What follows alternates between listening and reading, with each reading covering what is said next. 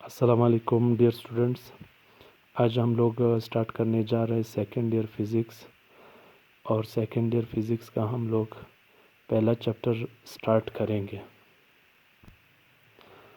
Second year का पहला chapter जिसका नाम इलेक्ट्रोस्टैटिक्स है, इसी को हम लोग डिटेल में डिस्कस करेंगे। One by one her topics को सही तरह डिटेल में पढ़ेंगे। तो इलेक्ट्रोस्टैटिक्स चैप्टर का नाम है। पहले हम लोग इलेक्ट्रोस्टैटिक्स को डिफ़ाइन करेंगे कि इलेक्ट्रोस्टैटिक्स का डिफिनेशन क्या है। डिफिनेशन इस तरह है, the branch of physics in which we study about the charges at rest is called, उसको क्या कहते हैं, इलेक्ट्रोस्टैटिक्स कहते हैं। यानी ये फ़िज़िक्स की वो ब्रांच है जिसमें हम लोग सिर्फ़ और सिर्फ किस चीज़ को स्टडी करेंगे, चार्जेस को स्टडी करेंगे। लेकिन चार्जेस को स्टडी करेंगे किस हालत में स्टडी करेंगे, रेस्ट की हालत में स्टडी करेंगे। फ़िज़िक्स की इस ब्रांच को क्या कहते हैं, इलेक्ट्रोस्टैटिक्स कहते हैं। यानी कहने का मतलब ये है कि इस चैप्टर में हम लोगों ने सिर्फ़ और सिर्फ चार्जेस को स्टडी करना है। लेकिन यहाँ पर चार्जेस की बात हो रही है। आप लोगों को पता है कि चार्जेस दो किस्म के हैं। एक आपके पास पॉजिटिव चार्ज है और दूसरा आपके पास नेगेटिव चार्ज है। एक को आप प्रोटॉन कंसिडर कर ले, एक को इलेक्ट्रॉन कंसिडर कर ले। दो चार्जेस हैं, लेकिन ये दोनों अपोजिट चार्जेस है। अपोजिट चार्जेस को अगर एक दूसरे के आमने सामने रखेंगे तो इनके दरमियान फोर्स होगा। उसी फोर्स को हम लोग फोर्स ऑफ अट्रैक्शन कहते हैं। यानी ये charge, positive charge negative charge को अपनी तरफ अट्रैक्ट करेगा और नेगेटिव इस पॉजिटिव को अपनी तरफ अट्रैक्ट करेगा। इनके दरमियान फोर्स ऑफ अट्रैक्शन होगा। ये बात याद रखें, there is force of attraction between two opposite charges. दो अपोजिट चार्जेस के दरमियान हमेशा के लिए फोर्स ऑफ अट्रैक्शन होता है।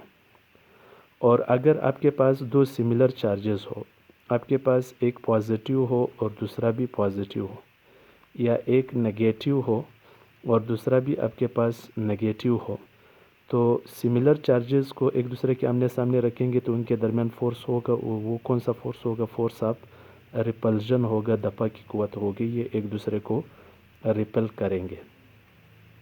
तो यहाँ पर लिखा हुआ है, there is force of repulsion between two similar charges. दो सिमिलर चार्जेस के दरमियान हमेशा के लिए क्या होता है, फोर्स ऑफ रिपल्जन होता है। एक दूसरे को ये क्या करते हैं, रिपेल करते हैं। और अपोजिट चार्जेस के दरमियान हमेशा के लिए क्या होता है, फोर्स ऑफ अट्रैक्शन होता है। तो इस फोर्स की पैमाइश जो है वो कूलम ने की थी। कूलम ने एक लॉ पेश किया था, उसी लॉ को हम लोग क्या कहते हैं, कूलम्स लॉ कहते हैं। कूलम्स लॉ जो है साइंटिस्ट के नाम से है। और इसका पहले हम लोग स्टेटमेंट देख लेते हैं कि इसका स्टेटमेंट क्या है, फिर इसको समझने की कोशिश करेंगे। This law states that the force of attraction और repulsion between 2 point charges is directly proportional to the product of charges and inversely proportional to the square of distance between them. यहाँ पर आपके पास दो चार्जेस है। एक आपके पास suppose positive है, दूसरा आपके पास नेगेटिव है। इसको Q1 से रिप्रेजेंट किया, इसको Q2 से रिप्रेजेंट किया। और इन दो चार्जेस के दरमियान जो टोटल डिस्टेंस होगा, और उसी डिस्टेंस को हम लोगों ने R से रिप्रेजेंट किया है। R distance between two charges. इस स्टेटमेंट के मुताबिक अगर हम लोग इस स्टेटमेंट को मैथमेटिकली देखें तो इस स्टेटमेंट के मुताबिक जो दो चार्जेस के दरमियान फोर्स ऑफ अट्रैक्शन है या रिपल्जन है, उसी फोर्स को F से रिप्रेजेंट किया है। और दो चार्जेस, इनका जो प्रोडक्ट होगा, इनको प्रोडक्ट ऑफ टू चार्जेस कहते हैं। इस फोर्स का जो दो चार्जेस के दरमियान है और दो चार्जेस का जो प्रोडक्ट है, इनका आपस में कौन सा रिलेशन है, डायरेक्ट रिलेशन है। चार्जेस का अगर प्रोडक्ट ज़्यादा होगा तो फोर्स ज़्यादा होगा, प्रोडक्ट कम होगा तो फोर्स भी क्या होगा, कम होगा। और आर तो आप लोगों को पता है, distance between two charges, distance का और फोर्स का एक दूसरे के साथ कौन सा रिलेशन है, इन्वर्स, उलट रिलेशन। अगर दो चार्जेस के दरमियान डिस्टेंस ज़्यादा होगा तो फोर्स कम होगा, अगर डिस्टेंस कम होगा तो फोर्स ज़्यादा होगा। फोर्स का और डिस्टेंस का एक दूसरे के साथ कौन सा रिलेशन है, इन्वर्स रिलेशन है। तो ये इसका स्टेटमेंट है और ये इस के स्टेटमेंट का मैथमेटिकल फॉर्म है। मैथमेटिकली हम लोग इसको इस तरह लिख लेते हैं। तो यहाँ पर हम लोग ये कह सकते हैं, यहाँ पर जब भी प्रोपोर्शनलिटी साइन ख़त्म करते हैं तो इक्वल और कांस्टेंट, और इस कांस्टेंट को के से रिप्रेजेंट किया है, इसको हम लोग कूलम्स कांस्टेंट कहते हैं, क्योंकि कूलम्स लॉ में ये कांस्टेंट जो है के से रिप्रेजेंट किया गया है, इसको कूलम्स कांस्टेंट कहते हैं। इस कूलम्स कांस्टेंट की जो वैल्यू है वो 9 × 10⁻⁹ न्यूटन मीटर स्क्वायर पर कूलम स्क्वायर। इसकी जो वैल्यू है, जो कूलम्स कांस्टेंट की वैल्यू है, इसकी वैल्यू ये है। ये वैल्यू जो है दो चीज़ों के ऊपर डिपेंड करेगा। अभी हम लोग इसको देखेंगे कि ये कौन कौन सी चीज़ों के ऊपर डिपेंड करेगा। उसी फैक्टर्स को हम लोग यहाँ पर देखेंगे कि इसकी वैल्यू जो है ये किस चीज़ के ऊपर डिपेंड करेगा। Next page, the value of के डिपेंड्स अपॉन। के की वैल्यू डिपेंड करती है सिस्टम ऑफ यूनिट्स के ऊपर डिपेंड करती है और मीडियम बिटवीन टू चार्जेस। यानी system of unit SI system के मुताबिक इसकी वैल्यू 9 × 10⁻⁹ है। तो यूनिट सिस्टम ऑफ यूनिट के ऊपर इसकी वैल्यू डिपेंड करती है। और दूसरी बात यह है कि इसकी वैल्यू जो है की वैल्यू जो है वो मीडियम बिटवीन टू चार्जेस के, दो चार्जेस के दरमियान फ्री स्पेस है या इंसुलेटर है। अगर इंसुलेटर है तो उसमें मुख्तलिफ वैल्यू इसके की वैल्यू होगी। तो हम लोग अभी इसी को मज़ीद स्टडी करेंगे और मीडियम के लिहाज से हम लोग देखेंगे कि के की वैल्यू जो है मीडियम के लिहाज से क्या होगी। इसी चीज़ को भी समझने की कोशिश करेंगे। तो सबसे पहले when the medium between two charges, अगर दो चार्जेस के दरमियान मीडियम इस फ्री स्पेस हो, तब जो है वैल्यू किसकी वैल्यू के की वैल्यू क्या होगी 1/4πε0 होगी। तब की वैल्यू क्या होगी 1/4πε0 होगी। यहाँ पर इसमें जो ε0 है, ε0 इसको हम लोग परमिटिविटी ऑफ फ्री स्पेस कहते हैं। ये कांस्टेंट है और इस कांस्टेंट की value 8.85 × 10⁻⁻12 coulomb square divided by newton into metre square. यहाँ पर हम लोगों ने तो ये चीज़ समझने की कोशिश की है कि के की वैल्यू जो है, अगर मीडियम आपके पास फ्री स्पेस हो तब के की वैल्यू आपके पास क्या होगी 1/4πε0 होगी। ये तो हम लोगों ने समझने की कोशिश की है।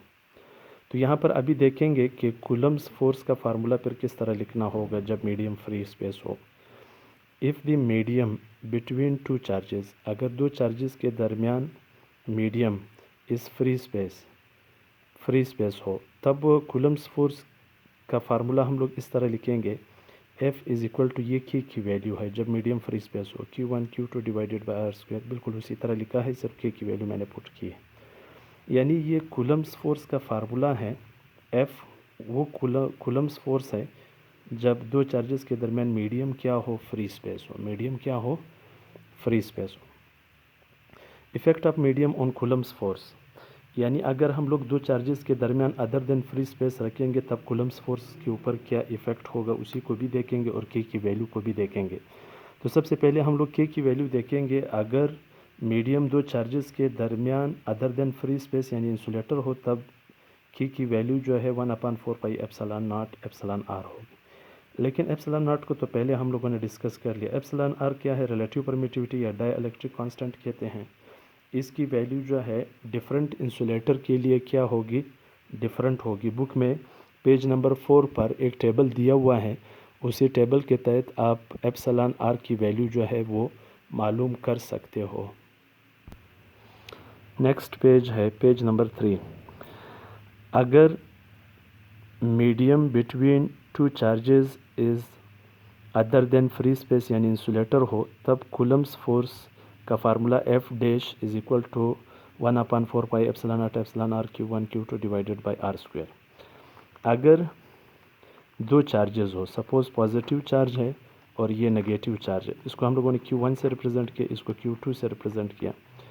अगर इन दो चार्जेस के दरमियान इंसुलेटर को रखा जाए, इंसुलेटर के रखने से कूलम्ब्स फोर्स क्या हो जाता है, कम हो जाता है, रिड्यूस हो जाता है।